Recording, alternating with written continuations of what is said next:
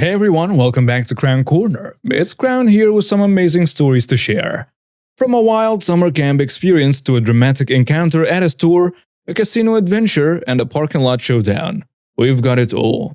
So, let's jump right in. So this happened at a Christian summer camp 40 plus years ago. I went every summer, not because I liked the classes, but just to get out of town for a few weeks a year. And they had swimming, horseback riding, canoeing, and so on. The incident was from a summer when I was around 11 or 12. There was a mean kid who bullied me every summer. He was sadistic, mean as heck, and especially targeted me. I complained to camp staff and was told something along the lines of, "Turn the other cheek, forgiveness, and blah blah blah." Nothing was done. You could take various courses, and one was a canoe class that culminated in an oversized canoe/camping trip. Of course, Bully Boy was going. We canoed and camped out by a river away from the summer camp. The kids were all swimming in the river and Bully Boy kept dunking me under the water and holding me down. I'd come up gasping for air and go down again. Over and over. He had let me up and I'd gotten my breath when he pushed me under again. This time I got away from him, held my breath and swam underwater down the river as far as I could.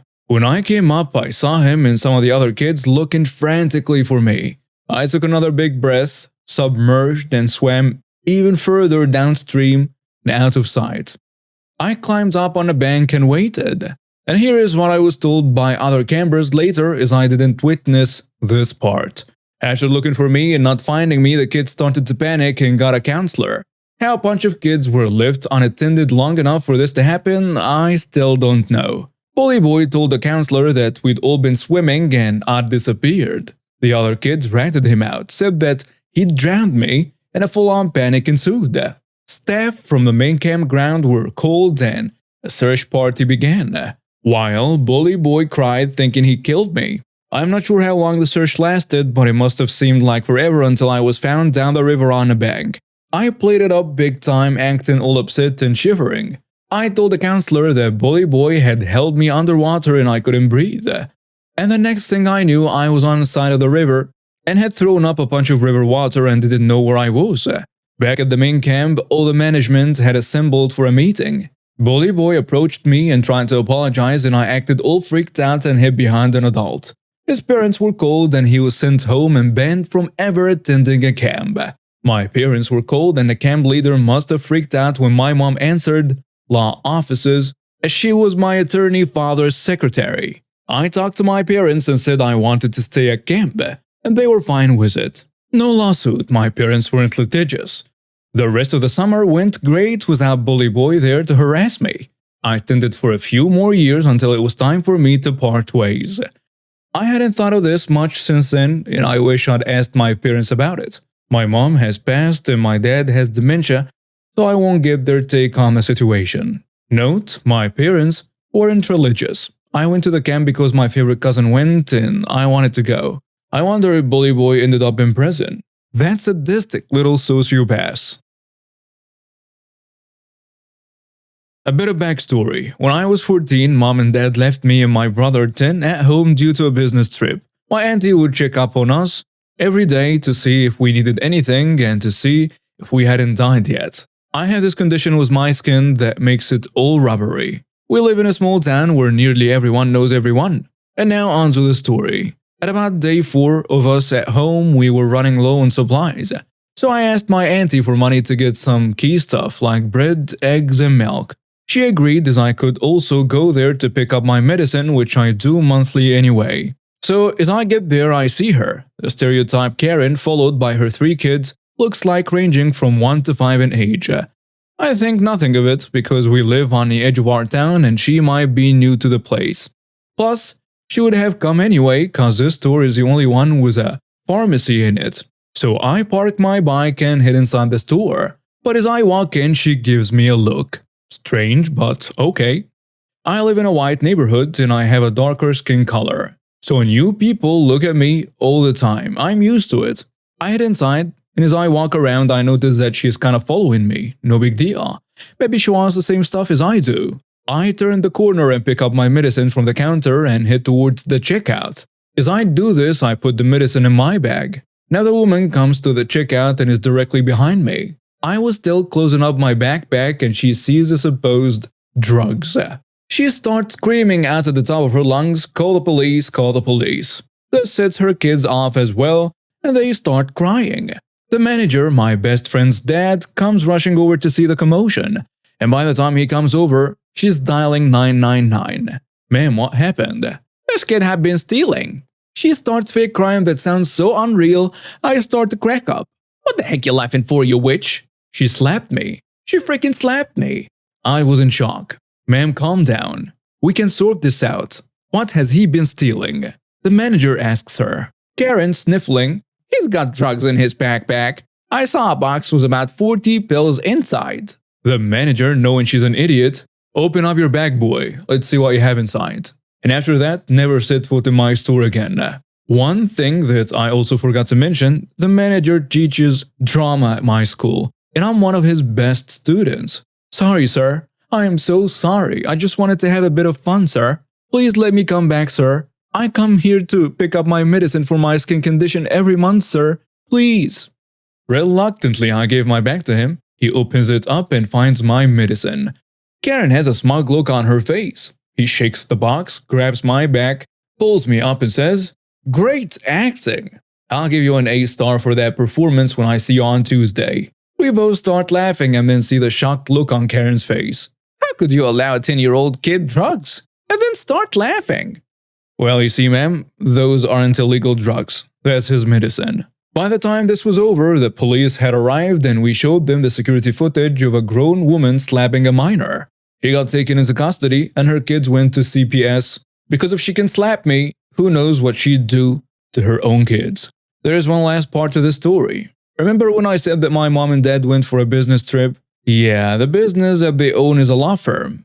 They are one of the best around. They'll personally make sure they see this court case. Background: I've worked in the casino business for 16 years. Started off working in the kitchens and worked my way up to being a casino host in about 10 years. So I know all the ins and outs of the business in order to make our most elite players as comfortable and fun as possible. No, I've never got to serve any celebrities. There is another host above me who's there, just for that privilege. I worked there for a couple more years even after finishing college and getting the degrees I wanted.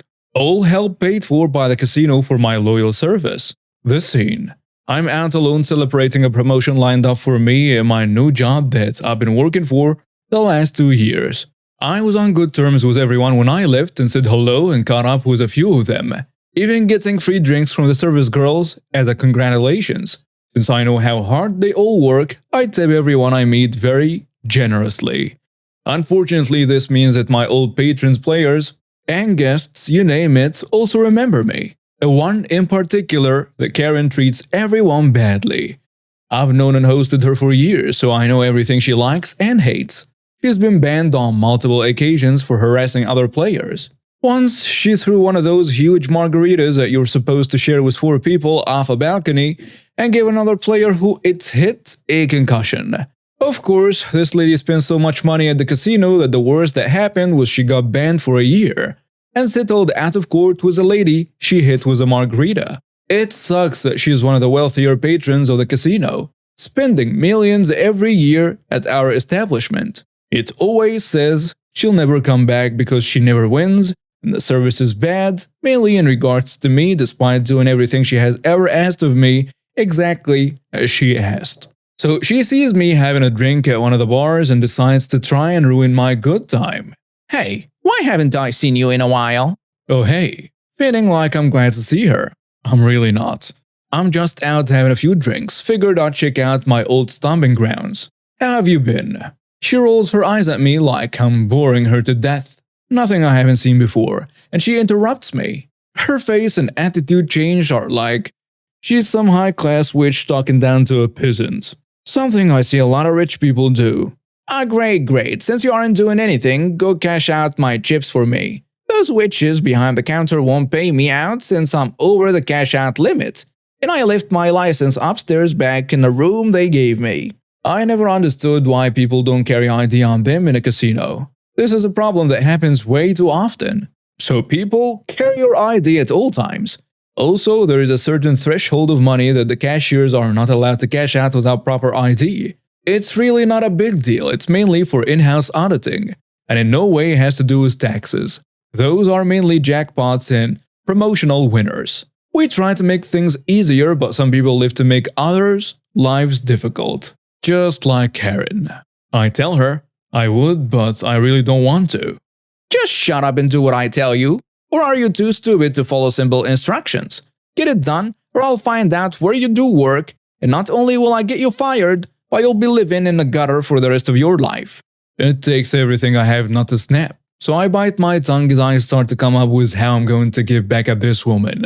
Okay, Karen, give me everything you have, and I'll try to take care of it. I say as calmly as I can. I so have you. Oh, and don't tip yourself. I know you make more than minimum wage here, so it's not like you need it or anything.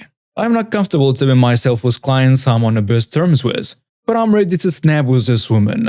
She dumps thousands, roughly $10,000 worth of chips on a bar counter, not even caring that a few 100 ones end up rolling on the ground and into the barkeeper's area, who kindly helps me gather them up.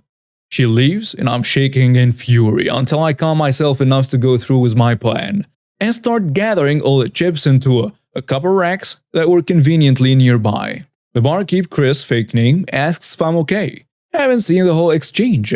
I hand him 3 of the 100 chips with a malicious smile on my face. It's going to be a good night for the staff. I said, do it, man. Chris cheered me on, and I went off handing chips off to any casino employees I ran across. I had to go to the cashiers to break up a couple 1,000 chips and give them 100 each. In less than an hour, I had given away nearly $10,000, and I just left. I got a call from one of my old work buddies about the storm Karen threw when she found out I had given all her money away. She punched the executive host in the face and is now perma-banned from the casino, and blacklisted as well from several others, with an assault charge on top. When she gave me her chips, it looked exactly like that on cameras. She had given me chips and forgot to tell me where/when to meet her in order to get them back. And since I was another casino patron, that amounted to abandoned cash. Basically, if you're careless enough to leave behind, or in Karen's case, give away money, then that money doesn't belong to you anymore, and it's finders keepers at that point. Even if I stayed and got caught or questioned, then the worst they could ever do to me was ask for the money back, and if I refused, then it would be a 3-day ban and an immediate escort out of the casino. I know $10,000 is a drop in the bucket to Karen, but the blow to her ego is worth so much more. I'm in 9th grade and there is a parking space in my school, and one of my friends, who I will be calling Eric, comes to school in a car which belongs to his brother. Eric's brother is a super chill guy, so he lets us hang out with his car while he's at a shop buying medical items for his grandmother. Now, he does this once every week since 7th grade, so me and Eric always hang out with a few more friends, Jessica, Aaliyah, and Joe. So yeah, we talk to each other about stuff in school and about weekends and all other things for 2 years. We have parked in the same spots every time, but the few times when this spot is occupied, we take another one. According to our school rules, whoever takes a parking spot early, they can park in it as long as they can, but not over 6 p.m. because they will be closing by then. This day, when this incident happened, it was one of the days where we parked at another spot. It was 5 p.m. and we decided to park the car here and go to McDonald's. Then comes the entitled Karen and her mother. The entitled mother says something to her kid, who looked like she was 10 or so, and we find out she tells her to go over to us and ask something. Karen, the girl, runs over to us and says, "You have to move your car out of here because my mom parks here every day." Aaliyah, who is my friend, walks up to the kid and says, "I'm sorry honey, but we have taken this spot.